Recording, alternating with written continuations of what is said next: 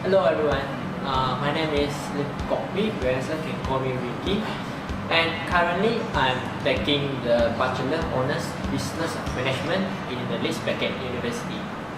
Today I want to discuss about what is the marketing and how it appears to our daily life.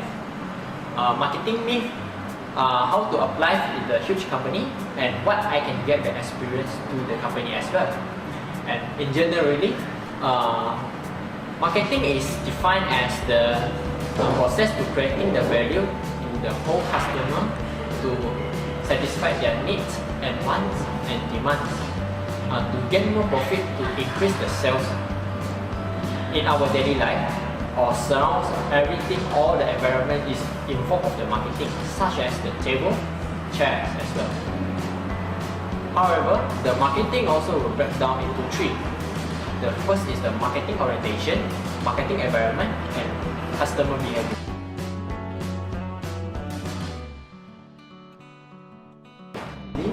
I want to talk about the marketing orientation. Marketing orientation is defined as the effort to put the organization in terms of service or product. Some of the company will concern more with the product itself. For example, in the Apple company, they produce the iPhone. And the latest product they have produced is the iPhone 6.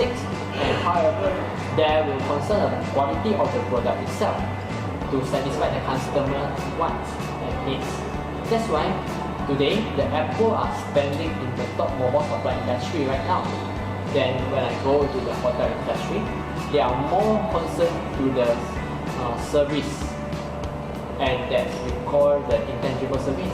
As a marketer, we must know how to understand what is the customer needs and wants, and we need to fulfill their needs in terms to increase the revenue of the company itself. Therefore, when we go to the marketing environment, it's stated two categories, which is the macro environment and the micro environment. Micro environment is forces include the company itself, suppliers, marketing intermediaries, customers, competitors, and the various public. So the marketing manager must understand the microeconomics of the business by prompt observations, market and analysis by the other technicals in order to accomplish the company's strategies. The second, when it goes to the macro environment, it consists of external forces. The external forces is influence the marketing strategy in a quick length. The external forces of the company should to be flexible to adopt the rapid changes in the technologies, government regulations, and competition in the external environment. Both of the macro and the macro environments play the roles in the marketing strategies of the company. So, all successful companies take this environment contrast into the considerations while formulation, implementation, and evaluation of the marketing strategies. Besides that, marketing myth is defined as the story, and this is believed by everyone. But actually, this is not true. These are the many myths about the marketing. Firstly, marketing is someone else's job. This problem occurs because many employees are oblivious of the fact that they are projecting image. There is a long form of the negative attitude shaped by every people think of them and their organization or divisions. It's their manager responsibility to bring this to their attention. Actually, managers are also unaware this is one part of their job. This time and effort extend if there are some members project a negative image of the team. Once the negative perception of the negative as the team has been created, the attitude of the behavior of other towards team become negative as well. Let's go to the second part. Some of the consumer are think about the marketing, selling, advertising the same thing. Actually, it's no. To solve this problem, we need to know how is the diagnosis of the customer's problem and the purpose of the solution. Selling as the function is the part of the marketing. It is not to part with this on her money, and organization is not doing marketing. It is conducting a hit and a run of business. Such organizations are not sustainable. As my observation, I found that AirAsia are playing the marketing myth itself AirAsia Berhad is established in 1993 with commenced operation in 1996. In 2001, Tun Air Senyap Berhad, Tony Fernandez company purchased his airline from DHB Hikkom. AirAsia never looked back after that. AirAsia's first and the main base in low-cost carrier terminal at the Kuala Lumpur International Airport, while its secondary hubs are at Kota Kinabalu International Airport, Senai International Airport, and Penang International Airport. AirAsia is well known as a Malaysian low-cost airline and even Asia's largest low-fare, low-fuel, no-frill airlines. The airlines claim no admit fees, but has some fees for service which are free on other airlines. AirAsia's slogan is "Now everyone can fly."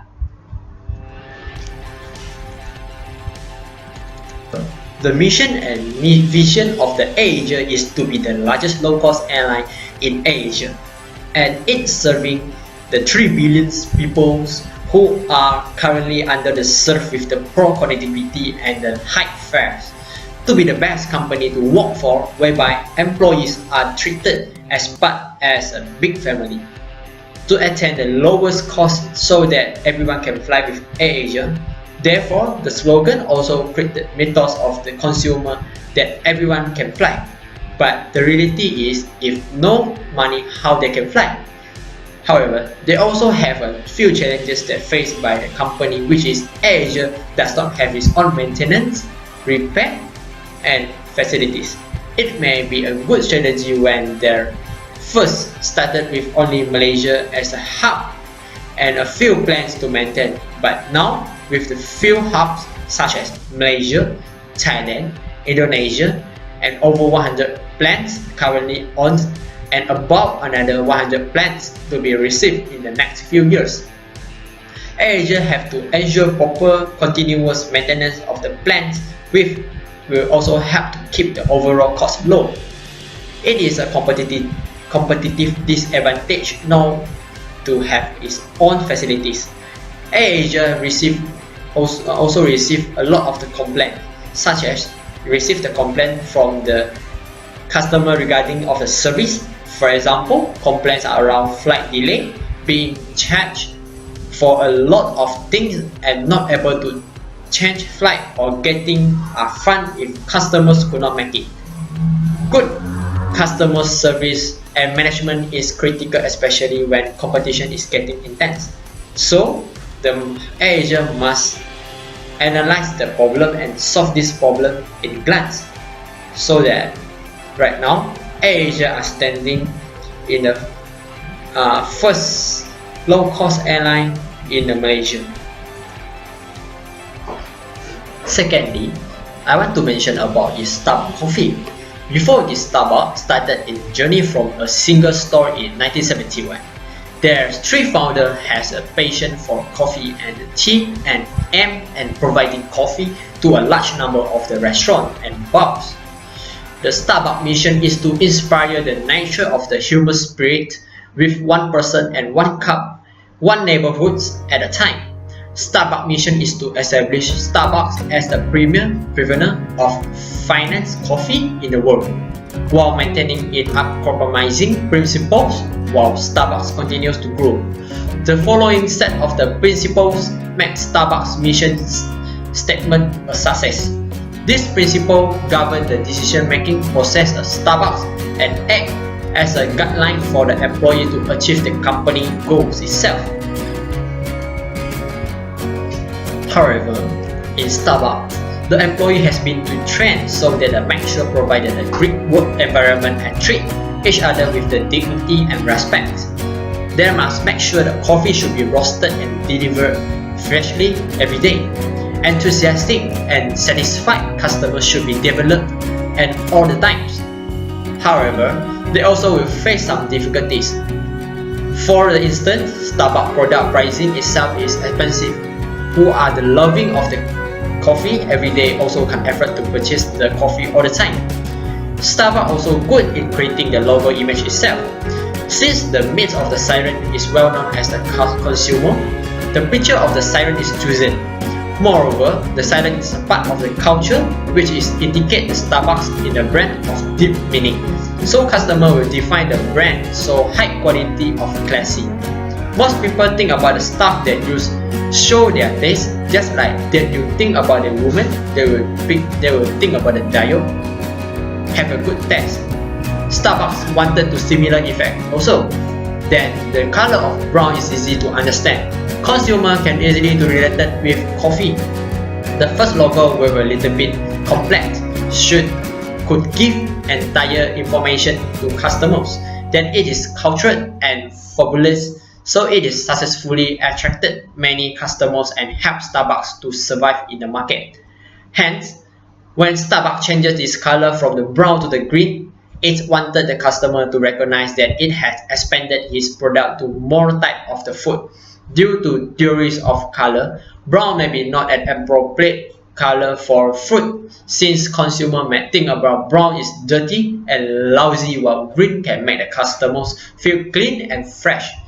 In some consumer mind, they think about that the Starbucks coffee bean is same of normal, nothing special, and sell in high price with cost the consumer won't concern the product.